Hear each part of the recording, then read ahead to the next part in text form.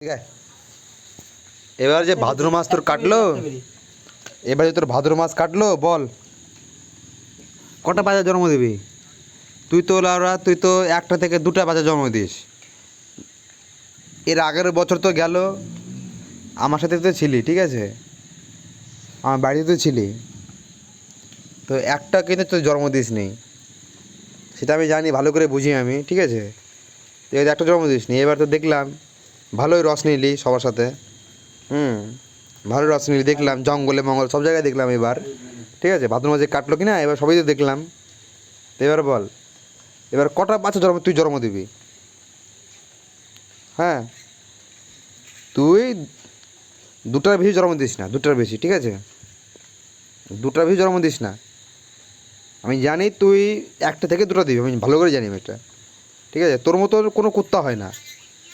হ্যাঁ, তোর মতন এই টাকা, তোর মতন কে হয় না, হ্যাঁ, তোর মতন কে হয় না, আমি দেখেছি আমি। হ্যাঁ, তুই সেরা, সবার থেকে তুই সেরা। তুই যে মেয়ে কুত্তা কিনা, তুই সবার থেকে সেরা তুই। হ্যাঁ, তুই সবার থেকে তুই সেরা, বুঝতে পারলি আমার কথাটা? বুঝতে পারলি?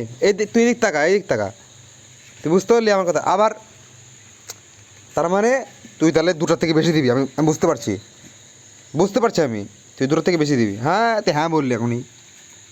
ওই আমার টাকা,